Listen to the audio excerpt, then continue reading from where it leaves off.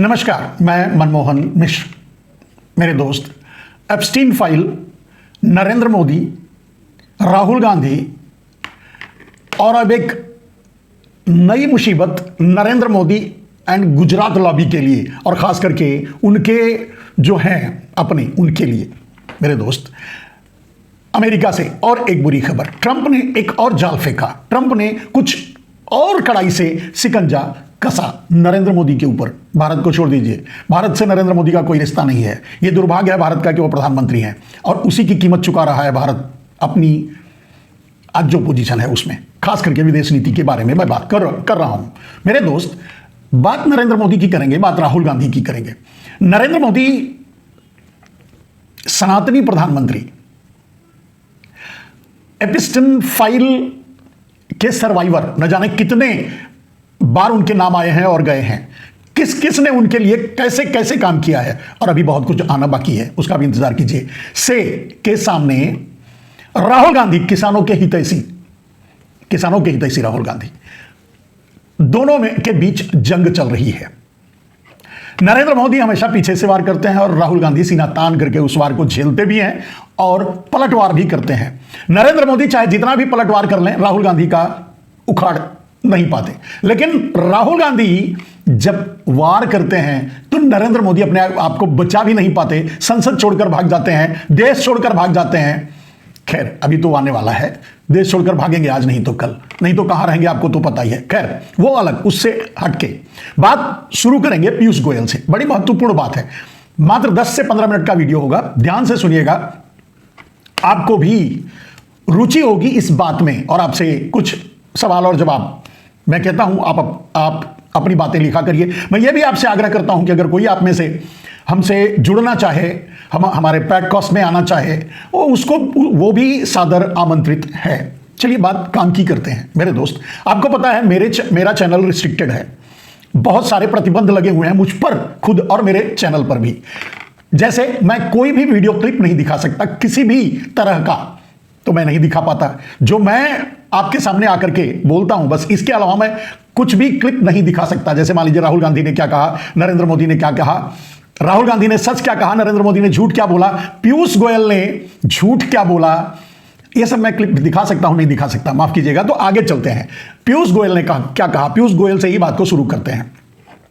राहुल गांधी से पीयूष गोयल ने कहा कि संसद में राहुल गांधी ने झूठ बोला। राइट, पीयूष गोयल कहते हैं कि राहुल गांधी को देश से माफी मांगनी चाहिए, किसानों से माफी मांगनी चाहिए। राहुल गांधी ट्रेड डील पर गलत बयानी करते हैं, झूठ बोलते हैं, देश में भ्रम फैलाते हैं और यहां तक कि उनको तो पता नहीं किस किस देश से उनका नाता जोड़ दिया और नक्सली करार दे दिया और न जाने क्या क्या करार दे दिया। हालांकि ये करार दे ही सकते हैं, बाकी कुछ भी उखाड़ नहीं सकते, ये मुझे भी पता है, आपको भी और पूरे देश को भी पता है, क्योंकि अब देश राहुल गांधी के साथ खड़ा है, नरेंद्र मोदी के साथ नहीं। देश का बच्चा राहुल गांधी के साथ खड़ा है, नरेंद्र मोदी और पीयूष गोयल जैसे लोगों के साथ नहीं। यह दिख रहा है, यह सामने है, वक्त भी बताएगा। चोरी से जबरदस्ती हड़प करके, वोट चोरी करके सरकार बना लेना और सरकार में बैठे रहना का मतलब यह नहीं होता कि वो सरकार चलाने के काबिल हो गया। मैं नहीं जानता कि पीयूष गोयल कितने पढ़े हैं, मुझे तो नहीं लगता कि एबीसीडी भी जानते हैं। अगर वो जानते और अगर जान रहे हैं, पढ़े लिखे हैं, तो झूठ बोल रहे हैं, बेशर्मी कर रहे हैं। राहुल गांधी पर झूठा आरोप लगाने से कोई फायदा है नहीं, क्योंकि यह दुनिया जान चुकी है कि सच कौन है और झूठ कौन है, किसानों के साथ कौन खड़ा है और किसानों का विरोधी कौन है। नरेंद्र मोदी ने जब से प्रधानमंत्री बने हैं, यह तीसरा अटैक है किसानों पर, और किसान विरोधी है नरेंद्र मोदी, किसान विरोधी मोदी। यह कहने में कोई गुरेज किसी को नहीं होना चाहिए और यह साबित हो चुका है। अब उसकी तरफ से बोलते हुए, मतलब नरेंद्र मोदी की तरफ से बोलते हुए पीयूष गोयल कहते हैं, बांग्लादेश, मतलब जो ट्रेड डील हुई है उस पर, ट्रेड डील पर राहुल गांधी ने वेरी क्लियर, बड़े साफ तरीके से देश के सामने रख दिया। वैसे देश अब समझने लगा है, सोशल मीडिया बहुत तेज हो चुका है, गोदी मीडिया के आगे निकल चुका है, सोशल मीडिया मीलों आगे निकल चुका है, इसलिए गोदी मीडिया कुछ कर भी नहीं पा रहा है, चाह कर भी, चाहे जितनी बेशर्मी कर ले, चाहे जितनी बेहयाई कर ले, लेकिन वो बात साबित नहीं कर पा रहा है जो वो करना चाहता है या जो करने का आदेश मिलता है उसको। जैसे ट्रेड डील पर खुशियां मनाइए, मिठाइयां बांटिए, लोगों के पास जाकर के उनसे, या फिर एप्स्टीन फाइल में नरेंद्र मोदी के नाम आ जाने को सेलिब्रेट कीजिए। कितने बड़े महान नेता हैं विश्व के और भारत के सनातनी प्रधानमंत्री हैं कि उनका नाम एपिस्टीन फाइल में आ गया, एपिस्टीन फाइल। अब एपिस्टीन कौन था? जेफरी एपिस्टीन आपको पता ही है, चाइल्ड रेपिस्ट, मतलब घटिया आदमी, इंसान ही नहीं, वो उसे इंसान ही कहना गलत है, वो इंसान तो था ही नहीं, फिलहाल वो जानवर था। जस्ट ही इज अ पिंप, यानी क्या कहते हैं उसको, ब्रोकर, दलाल, और दलालों से ही वो बात करता था। वो छोड़िए, यहां से जो बात कर रहा था, जो मिल रहा था, वो भी दलाल ही थे, आपको मालूम है। बिना किसी पद के नरेंद्र मोदी के लिए काम करते हैं और बिना किसी पद के बहुत से लोग काम करते हैं। आपको पता है कि जम्मू कश्मीर में लेकर के सुरक्षा घूम रहा था, एक फ्रॉड बाद में पकड़ा गया, लेकिन वो मैं जानता हूं नरेंद्र मोदी का ही आदमी, उनके कहने से ही काम करता है। ऐसे बहुत से लोग काम करते हैं अनऑफिशियली नरेंद्र मोदी के, जो अंडर कवर एजेंट ऐसे कह सकते हैं, सरकार के under cover agent, Gujarat lobby के अंडर कवर एजेंट, जो पूरे देश में फैले हुए हैं और पूरी दुनिया में फैले हुए हैं, दलाली करते हैं। चलिए उस बात से थोड़ा आगे निकल करके पीयूष गोयल ने क्या कहा। उन्होंने कहा बांग्लादेश को 0% टैरिफ लगा है अमेरिका की तरफ से, ट्रंप की तरफ से, तो वो तो हमारे लिए भी है। हमारे किसान भी अगर अमेरिका से कपास खरीदेंगे तो उनको भी 0% ही अमेरिकन बाजार में उस कपड़े पर 0% ही टैक्स, मतलब टैरिफ लगेगा। ये पीयूष गोयल का कहना है। अब इसीलिए मैंने कहा कि कितने पढ़े भी हैं कि नहीं, ये मैं नहीं जानता, छोड़ दीजिए। अब इस नाबुद्धि को, मतलब इस बैल बुद्धि को हम क्या कह सकते हैं? वैसे बालक बुद्धि के जवाब में मैंने बैल बुद्धि बोला। नरेंद्र मोदी बालक बुद्धि का प्रयोग करते हैं, इसलिए मैंने बैल बुद्धि बोला, क्षमा कीजिएगा। बैल बुद्धि के बारे में मैं क्या कहूं? वो क्या बोले, यानी हमारे देश के किसान अपना कपास जो सबसे ज्यादा बांग्लादेश में जाता था, यानी बांग्लादेश खरीदता था, वो खरीदे ना खरीदे, वो तो अब खरीदेगा ही नहीं, क्योंकि ट्रंप ने उसे बांग्लादेश को फंसा लिया है। फंसा क्या लिया, मतलब जीरो ट्रेड डील में शामिल कर लिया है, 0% टैक्स लगाएगा, तो डेफिनेटली अमेरिका से ही कपास खरीदेगा। लेकिन यहां अपनी इस मतलब गिरावट को, अपने इस समझौते को, अपने इस घटिया मतलब डील को वो ऊपर बताते हुए ये कहते हैं कि हमारे यहां से भी अगर कपास अमेरिका से खरीदा जाएगा तो उस पर भी 0% लगेगा। लेकिन अभी बात नहीं हुई है, बातचीत हो जाएगी, हम करवा लेंगे, अभी तो फाइनल आना बाकी है। मतलब इस पर बात नहीं हुई है, फिर भी इन्हें विश्वास है कि ऐसा कर लेंगे। लेकिन अब इस विश्वास और इस आदमी का क्या किया जा सकता है, ऐसे प्रधानमंत्री और ऐसे उसके मंत्री का क्या किया जा सकता है, आप खुद सोच के बताइए। उस मूढ़ आदमी, बैल बुद्धि आदमी को यह पता नहीं है कि अगर एक तो हमारे देश का कपास बांग्लादेश भी नहीं खरीदेगा, और दूसरे हमारे देश के व्यापारी अगर अमेरिका से कपास खरीदेंगे तो हमारे देश के किसान कहां जाएंगे? खैर कहीं नहीं जाएंगे। नरेंद्र मोदी तो यही चाहते हैं कि किसान मर जाएं, यानी किसान आत्महत्या कर लें, यानी किसान अपनी जमीन बेच दें, तभी तो अडानी खरीदेगा, क्योंकि वो पैसा अडानी के पास ही है। 200, 250, 300 लाख के करोड़ आसपास जो नरेंद्र मोदी दलाली में लेकर के विदेशों में जमा कर रखे हैं, अंडरग्राउंड तरीके से भारत आ रहा है अडानी के कंपनियों में, वो पैसा किसानों की जमीन खरीदने में लगाएंगे। यही तो पहले से भाई, इसीलिए तो भूमि अधिग्रहण बिल लाए थे, जमीनें छीनने के लिए किसानों से। किसान विरोधी है मोदी। क्या जवाब है उनका, सोच लीजिए।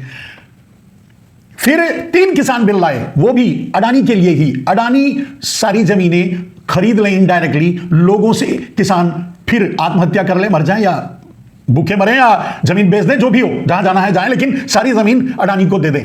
इसीलिए 3 किसान बिल था। 3 के साल दूसरा वार था, उस पर भी हार गए, उस पर भी। अब ट्रेड डील के जरिए जो किसान विरोधी काम नरेंद्र मोदी ने किया है, पीयूष गोयल उसे पॉजिटिव वे में समझाने की कोशिश कर रहे हैं। अब क्या कहें, इसे बैल बुद्धि कह सकते हैं, और कैसे कह सकते हैं? जो एक साधारण सा बच्चा 5वीं 6वीं 10वीं क्लास में पढ़ रहा होगा, अगर उसको भी ये बात बताया जाए कि भैया देखो, भारत में सब बहुत ज्यादा कपास पैदा होता है, हम उसको कपास भी बेचते हैं और उसका कपड़ा बना के भी बेचते हैं, और जब कपास बेचते हैं तो हमारा सबसे बड़ा खरीदार है बांग्लादेश, तो हमारे किसानों को फायदा होता है। उसका कपड़ा बनाकर बेचते हैं तो वो अमेरिका और दूसरे देशों में जाता है, उसका भी फायदा व्यापारियों को और किसानों दोनों को होता है। अब अगर पीयूष गोयल ये कह रहे हैं कि हम भी ऐसा डील कर लेंगे और अमेरिका का कपास हमारे भी व्यापारी खरीदेंगे, तो ये किसान को कहां ले जाना चाहते हैं? इतनी छोटी सी बात पीयूष के समझ में नहीं आती। और बेशर्मी से आदमी कहता है कि राहुल गांधी को पूरे देश के किसानों से, पूरे देश के न जाने किससे किससे व्यापारियों से, न जाने किससे किससे माफी मांगना चाहिए। वाह, इस आदमी का दिमाग निकाल करके अजायब घर में रखना चाहिए और आगे आने वाली पीढ़ियों को पढ़ाने के लिए काम आएगा, दिखाने के लिए काम आएगा। क्योंकि इतना दिमाग तो किसी के पास होगा ही नहीं कि दोनों तरफ से हमारी ही मारी जा रही है, हमारे देश के किसान ही मारे जा रहे हैं, और फिर भी कह रहा है कि अब राहुल गांधी गलत बयानी दे रहे हैं। सामने डंके की चोट पर आदमी झूठ बोल रहा है और उसके बाद कह रहा है राहुल गांधी गलत बयानी कर, उनको माफी मांगनी चाहिए। कमाल है यार, बेशर्मी की भी हद होती है। नरेंद्र मोदी ने इस तरह के झूठे, बकलोल और बैल बुद्धि के मंत्री तो रखे ही हैं। वो ऐसे ही आदमी रखते हैं क्योंकि जिनको कुछ भी पता ना हो, वैसे तो नरेंद्र मोदी को भी पता ही नहीं है, कुछ भी पता नहीं है, उनको तो एपिस्टन, जैफरी एपिस्टन जैसा दलाल चलाता है या ट्रंप चलाता है। खैर, ये जाने दीजिए। लेकिन सच तो ये है कि इतनी बड़ी मूर्खता की बात करने के बाद गर्व से सीना तान करके ऐसे ऐसे चलते हुए जब पीयूष गोयल गए, अकेले में बैठने के बाद सोचा होगा ये आदमी की नहीं कि मैंने क्या बोल के आ गया, कौन सी मूर्खता, कौन सी बैलबुद्धि वाली बात करके आ गया मीडिया के सामने, लोग इसकी नुक्ताचीनी करेंगे। सोचा या नहीं सोचा पता नहीं, कर छोड़ दीजिए यार। सबके सब भारतीय जनता पार्टी में सबके सब वही हैं। वही का मतलब आप ही निकाल लो क्या है। कुछ किसी के काबिल नहीं है दिमाग ना में। खैर, वैसे भी गोबर तो खा रहे हैं, मूत पी रहे हैं, गोबर खा रहे हैं। बाकी देश के किसानों को विदेशों में गिरवी रख रहे हैं, बेच रहे हैं। मेरे दोस्त पीयूष गोयल को छोड़ते हैं, अब आते हैं नरेंद्र मोदी पर, क्योंकि सबसे बड़े तो वही हैं, बड़े बाबू, बड़े साहब, बड़े सनातनी प्रधानमंत्री। आप लोग जिसे सनातनी प्रधानमंत्री मानते हो, हिंदू धर्म का धुरंधर मानते हो, क्या कहते हो, मतलब हिंदू के सबसे, हिंदू हृदय सम्राट मानते हो, पता नहीं क्या क्या मानते हो यार। पता, अब तो अवतार भी मानने लगे हो। और कुछ लोग तो पता नहीं, अकलोल बकलोल लोग तो उन्हें विष्णु अवतार मानते हैं, कल्कि अवतार मानते हैं, न जाने क्या क्या मान लेते हैं। और भी मान सकते हैं कुछ, हम क्या कर सकते हैं, कैसे समझाएं। आपको समझा रहे हैं, मतलब देश को समझा रहे हैं कि देश समझे कि ये कितने बड़े बैल बुद्धि सब हैं। अब ये सनातनी प्रधानमंत्री, आपके सनातनी प्रधानमंत्री और सारे सनातनी कान में तेल डाल करके सो गए हैं एपिस्टन फाइल पर, जो नाम आया है, जो सेवाएं ली गई हैं, चाहे देश चलाने के लिए, चाहे अपने आप को आराम देने के लिए, ऐश करने के लिए, अय्याशी करने के लिए, जिस लिए भी ये रिश्ते जुड़े होंगे हम नहीं जानते। ये तो यही बता सकते हैं जब ये प्रधानमंत्री की कुर्सी से हटे, जांच हो तब तो। अरे भाई, दूसरे देश के पूर्व प्रधानमंत्री तक इस्तीफा दे रहे हैं। अरे इस्तीफा क्या दे रहे हैं, किस पद पर है, पकड़े जा रहे हैं, जेल जा रहे हैं, और हमारे वाला मजा ले रहा है, चुपचाप लोगों की बेसब्री देख रहा है, लोगों की मजबूरी का आनंद ले रहा है। कोई कुछ नहीं उखाड़ सकता मेरा, मैं कुछ भी कर लूं, मैं चाहे ये करूं, मैं चाहिए वो करूं, वगैरह वगैरह। आप देख रहे हो क्या कर रहे हैं। अब एपिस्टन फाइल में नाम कई बार आया है, अभी तो पता नहीं क्या क्या आएगा यार। ऐसे मैंने एक बात बताया था, न जाने ऐसे कौन कौन से सनातनियों का नाम आएगा कि ये सनातनी, जितने भी सनातनी झंडा लेकर घूमते हैं ना, वो शुतुरमुर्ग की तरह रेत में अपना मुंह डाल करके छुप जाएंगे, फिर बाहर नहीं निकलेंगे। मैं तो नहीं कहूंगा ये, मतलब कहीं कुछ कर लेंगे, कुछ नहीं करेंगे, लेकिन मुंह छुपा लेंगे। मुंह पे कालिक पुत जाएगा इन सनातनियों को, जो सनातनियों की झंडा बरदारी करते हैं, और इन बड़े सनातनियों का नाम आएगा इस एपिस्टन फाइल में। आप देख लेना। मैं तो कहता हूं मोहन भागवत का भी नाम आ सकता है, कहीं ना कहीं ईमेल कम्युनिकेशन, ये वो, और वो भी तो जाते रहते हैं, इधर उधर घूमते रहते हैं। आ सकता है, मैं ये नहीं कह रहा हूं कि आया है, आएगा, आने वाला है, आ सकता है, ये मेरा अनुमान है। क्योंकि अब तक तो चढ़ जाना चाहिए था नरेंद्र मोदी, जबरदस्ती उस कुर्सी पर बैठे हैं, रिटायरमेंट के बाद भी अपने ही बनाए नियम के रिटायर हो जाना चाहिए 75 साल में, जबरदस्ती उस कुर्सी पर बैठे हैं, वो भी जबरदस्ती अपने पार्टी से जबरदस्ती करके उस कुर्सी पर बैठे हैं। अरे दूसरे को जगह दीजिए ना, है ना योगी जी, वो संभालेंगे या कोई और आएगा संभालेगा, लेकिन जबरदस्ती उस कुर्सी पर बैठे हैं। सिर्फ वही नहीं बैठे हैं मेरे दोस्त, हटने का नाम नहीं ले रहे हैं।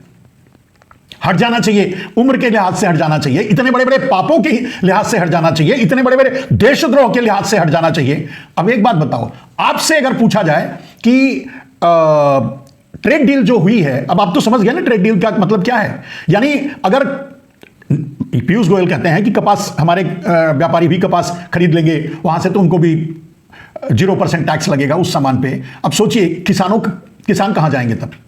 ये जो किसान भारत के पैदा करेंगे कपास, वो कपास पैदा करना बंद कर देंगे, क्योंकि बांग्लादेश लेगा नहीं, क्योंकि वो अमेरिका ने रोक लिया। और इधर भारत के भी व्यापारी अगर अमेरिका से कपास खरीदेंगे तो कहां जाएंगे किसान।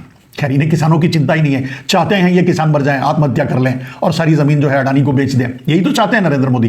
खैर, इससे थोड़ा आगे निकलते हैं मेरे दोस्त, सनातन पे आते हैं। अब मेरा रोष, मेरे कहने का अर्थ यह है कि मैं समझ नहीं पा रहा हूं कि सनातनी चुप क्यों है। अपने इस हिंदू हृदय सम्राट सनातनी प्रधानमंत्री से पूछते क्यों नहीं कि तुम्हारा नाम एपिस्टन फाइल में कैसे आया, तुम क्या कर रहे थे, तुम कौन से रिश्ते जोड़ रहे थे, तुम कौन सी सलाह ले रहे थे, तुम कौन सी सेवाएं ले रहे थे एपिस्टन जैसे दल्ले से। इसे ठेठ भाषा में दल्ला ही कहते हैं, मतलब औरतों का दलाल, यानी दल्ला ही कहेंगे और कुछ नहीं कहेंगे, तो दलाल, दल्ले से कौन सी सेवाएं ले रहे थे भाई? आपके मंत्री जाकर के कौन सी सेवाओं का अनुदान प्रदान कर रहे थे? क्या हरदीप पुरी इतने बड़े, मतलब खुद क्या वो भारत के प्रधानमंत्री थे जो मिल रहे थे और डील कर रहे थे कि डिजिटल इंडिया, ये इंडिया, वो इंडिया, सब कुछ वही संभालेगा? या फिर ट्रंप से मिलने मिलाने, इजराइल से मिलने मिलाने, पेगासस दिलवाने, इन सब की डील चल रही थी? खैर, डील कहां करते हैं आप तो क्या बोलते हैं, ट्रंप के चरणों में लौटे हुए हैं। डांट के बोलता है रूस से तेल मत खरीदो, नहीं खरीदते हैं। आपके ऊपर भारत पर टैरिफ लगा देता है, आप चुप रह जाते हैं। आप पर 100 बार आरोप लगाता है, कहां से कहां तक, पुलवामा से और वो पहलगाम से लेकर के ऑपरेशन सिंदूर तक कैसे कैसे आरोप लगाया, क्या क्या बोला, सब कुछ वही खोला राज। और मैं तो समझता हूं कल आपका इस्तीफा भी वही दे देगा, ला करके भारत के सामने, पूरी मीडिया, पूरी दुनिया के सामने दिखा देगा नरेंद्र मोदी ने इस्तीफा दिया। उसके बाद आप इस्तीफा दोगे, राष्ट्रपति के पास पहुंचोगे, ये नौबत तक आएगी, यहां तक जाएगा। क्योंकि अब तो और फंस गए हो, अब तो आपके डुबाल भी जा रहे हैं, मतलब फंसे हुए हैं। अब तो पता नहीं वो अपराधी है क्या है, टेररिस्ट है क्या है, पता नहीं। पन्नू के को मरवाने के केस में अमेरिका में और भी आपके लोग फंस रहे हैं, आप भी फंस रहे हो। यानी एक सिकंजा और कस दिया वो ट्रंप हुआ। आपका क्या हाल होगा ये तो भगवान जाने, लेकिन देश को तो बख्श दो यार। यही बात बार बार कितनी बार दोहराऊं मैं, मेरा मुंह थक गया है बोलते बोलते। मोदी जी इस्तीफा दो, इस्तीफा दो, इस्तीफा दो। बैल बुद्धि से सरकार नहीं चलती।